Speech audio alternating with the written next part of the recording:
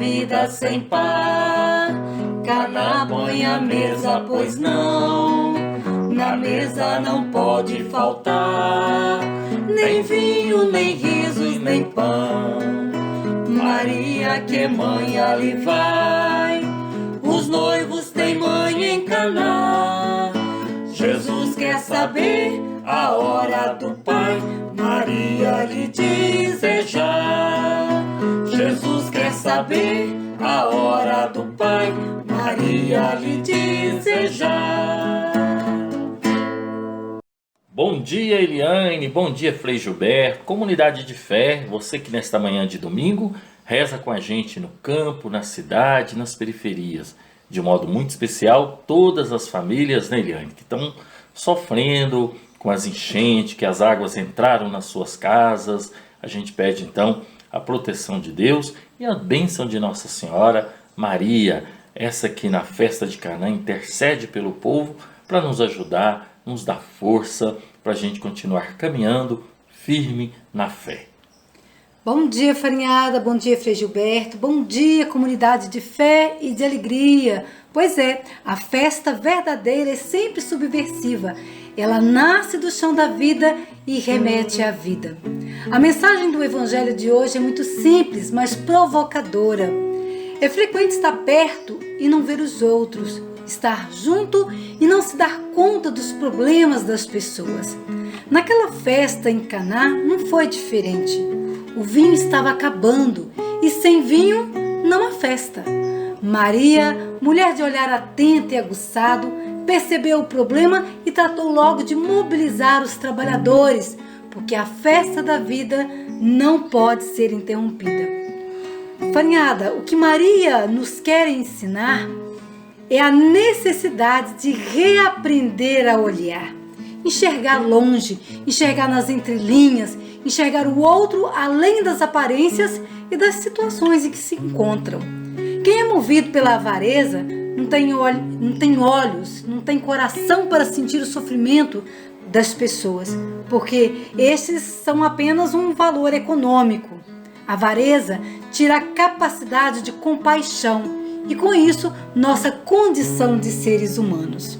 Segundo Rubem Alves, só aprende quem tem fome, quem tem sede. O ato de ver não é coisa natural, precisa ser aprendido. Naquele tempo, houve o casamento em Caná da Galileia. A mãe de Jesus estava presente. Também Jesus e seus discípulos tinham sido convidados para o casamento.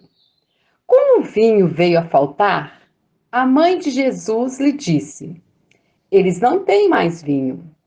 Jesus respondeu-lhe: "Mulher, por que dizes isto a mim? Minha hora ainda não chegou." Sua mãe disse aos que estavam servindo: "Fazei o que ele vos disser." Estavam 6 talhas de pedra colocadas aí para a purificação que os judeus costumam fazer. Em cada uma delas cabiam mais ou menos 100 litros. Jesus disse aos que estavam servindo: "Enchei as talhas de água." Encheram-nas até a boca. Jesus disse: "Agora tirai e levai ao mestre-sala." E eles levaram. O mestre-sala experimentou a água que se tinha transformado em vinho. Ele não sabia de onde vinha, mas os que estavam servindo sabiam, pois eram eles que tinham tirado a água. O mestre-sala chamou então o noivo e lhe disse: "Todo mundo serve primeiro o vinho melhor, e quando os convidados já estão embriagados, serve o vinho menos bom. Mas tu guardaste o vinho melhor até agora." Este foi o início dos sinais de Jesus. Ele o realizou em Caná da Galileia e manifestou a sua glória, e seus discípulos creram nele. O episódio evangélico de hoje acontece em Caná da Galileia numa festa de casamento. Mas os personagens centrais desse relato não são os noivos, mas sim Jesus e Maria, sua mãe. Isso já nos leva a pensar este texto sobre dois aspectos. Um aspecto cristológico, referido a Jesus que realiza o sinal de converter a água em vinho, e o mariológico, baseado na intervenção suplicante de Maria. É este o caminho que nós vamos seguir na nossa reflexão, nestes dois aspectos. Segundo o quarto evangelho, o milagre das bodas de Caná é o primeiro dos que Jesus realizou. Manifestou a sua glória e os discípulos acreditaram nele. Essa é a primeira e última intenção do relato. Continuamos assim as manifestações de Jesus como Messias e Filho de Deus. Tivemos a Epifania, o batismo e hoje Caná. Tratando-se de um milagre que no dizer de João é sinal, surge espontaneamente a pergunta: o que significa esse fato extraordinário?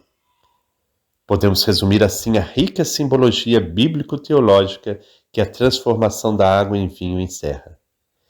Primeiro, é manifestação de Jesus que, pela intercessão da sua mãe Maria, antecipa por meio do sinal a hora da glorificação definitiva. Segundo, é anúncio do banquete messiânico do reino de Deus, em que abunda o vinho generoso da salvação do alto.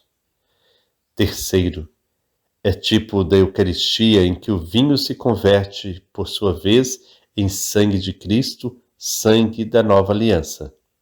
Quarto, é imagem do amor esponsal de Deus para com seu povo, a humanidade inteira. A primeira leitura deste domingo relaciona-se com esta última ideia. Foi tirado do terceiro livro do terceiro Isaías e refere-se a Jerusalém. Tal como o jovem desposa uma virgem, o teu construtor te desposará. A intercessão de Maria, mãe do Senhor, antecipa a hora de Jesus, a realização do milagre. No quarto evangelho, Maria é mencionada do princípio ao fim, em Caná e ao pé da cruz. Dois momentos de glorificação de Jesus, o primeiro e o último. A todos os títulos, o evangelho de hoje é exemplo claro da solicitude maternal de Maria, que se mostra sensível à necessidade do próximo. Nesse caso, os jovens esposos, e é por prova também da eficácia da sua intercessão ante o seu Filho Jesus Cristo. Assim entendeu o povo cristão desde sempre, confiando na mediação da Mãe do Senhor pelos séculos afora, venerando e invocando-a continuamente. É importante refletir sobre a orientação exata dessa piedade mariana. Para isso, nada melhor do que ver quais são os fundamentos desta piedade. São três as bases ou fontes doutrinais da devoção a Maria, que são ao mesmo tempo chaves de interpretação e compreensão da sua figura, assim como da sua intercessão e mediação subordinada à de Cristo. Primeiro, a Bíblia, preferentemente os Evangelhos. Depois, Cristo, sua pessoa, mensagem e obra. E terceiro, a Igreja de que Maria é membro, modelo e mãe espiritual. Vamos primeiro então à Bíblia. A Bíblia mostra-nos Maria como a mulher da história da salvação, ou seja, dentro do projeto salvador de Deus por Jesus Cristo. A doutrina mariológica atual centra-se na palavra de Deus, que é a alma de toda a reflexão teológica. O Concílio Vaticano II, no capítulo 8 da Lumen Gentium, acentua o contexto bíblico da doutrina eclesial sobre Maria, cuja figura é vista dentro da história da salvação humana por Deus e lida em chave cristológica a partir dos dados evangélicos. Essa Virgem Santa Maria que os católicos não adoram, veneram, uma mulher dentro do plano redentor de Deus e cuja vocação, missão e mistério são inseparáveis de Cristo. Segundo, em relação a Jesus Cristo. A figura de Maria não pode entender-se senão a partir de Cristo, pois tudo em Maria tem raiz, orientação e sentido cristocêntricos, pela sua condição virginal de Jesus, que é Deus. Esta sua maternidade divina é o que o povo cristão expressa com as 1001 invocações com que venera e invoca a Virgem em todo o mundo. Os títulos marianos, tal como as solenidades litúrgicas referidas a Maria, não são algo paralelo ao mistério de Cristo que celebramos ao longo do ano litúrgico, mas estão dentro do mesmo. A maternidade divina de Maria é a explicação perfeita da sua vida e missão. É a sua razão de ser, o seu condicionamento prévio e posterior. Concepção imaculada, assunção gloriosa, passando pela virgindade, participação nos episódios da infância, vida apostólica, paixão, morte e ressurreição de Jesus, assim como pelo prolongamento de Cristo na vida da Igreja pelo Espírito. O culto de veneração que prestamos a Maria, a Mãe do Senhor, diferente do culto de adoração a Deus, acaba em Cristo e nas outras duas pessoas da Santíssima Trindade, com quem a figura da Virgem tem relação, como fonte da sua missão, grandeza, dignidade e privilégios. Algo que está patente nas 3 orações marianas por excelência, a Ave Maria, o Ângelus e o Rosário.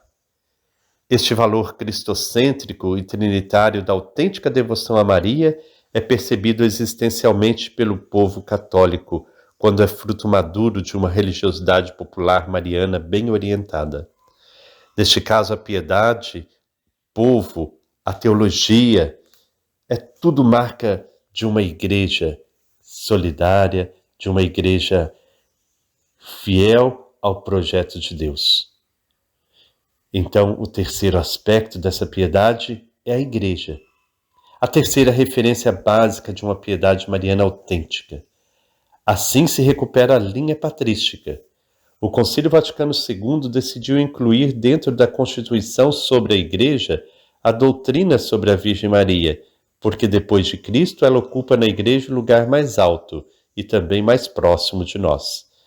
Desde a concepção imaculada até a assunção em corpo e alma ao céu, e mesmo na vida da Igreja, Maria aparece totalmente identificada com os crentes e caminhando lado a lado com os membros do povo de Deus que desde o século IV a invocam na oração eucarística da missa. Maria é a mulher nova que representa com Cristo para a humanidade a amizade restaurada com Deus que o pecado tinha quebrado. Maria é a cristã perfeita, a primeira dos discípulos de Jesus, que escuta a palavra de Deus, medita no seu coração, assimila e põe em prática. Por tudo isso, em Maria, a Igreja vê e exalta o mais excelso fruto da redenção, em quem contempla qual imagem puríssima, o que ela, com alegria, deseja e espera ser. Que nós possamos, então, pedir a Deus que nós, a exemplo de Maria, possamos cada vez mais ser fiéis ao seu projeto de amor e que este sinal em Caná nos ajude a transformar, de fato, a nossa vida pela fé em Jesus Cristo. Oremos.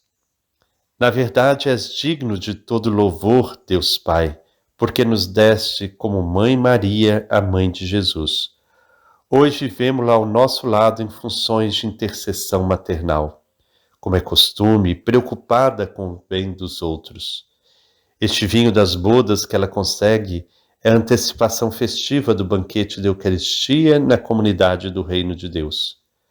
Tu, Senhor, que nos deste Maria como modelo de crente, exemplo perfeito de discípulo de Jesus, Mãe da Igreja e imagem esplendorosa desta mesma na plenitude final, concede-nos caminhar com ela, alegres no seguimento de Cristo e respondendo fielmente à nossa vocação cristã.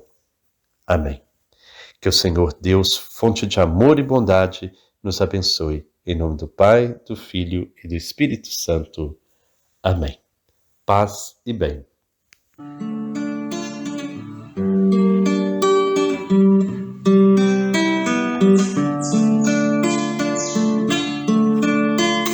Se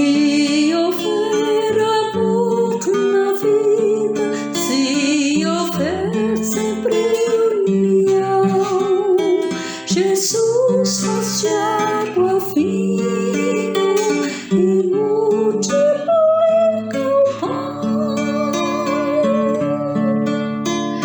Maria pede aos servos e queiram executar aquilo que seu filho lhes faz determinar.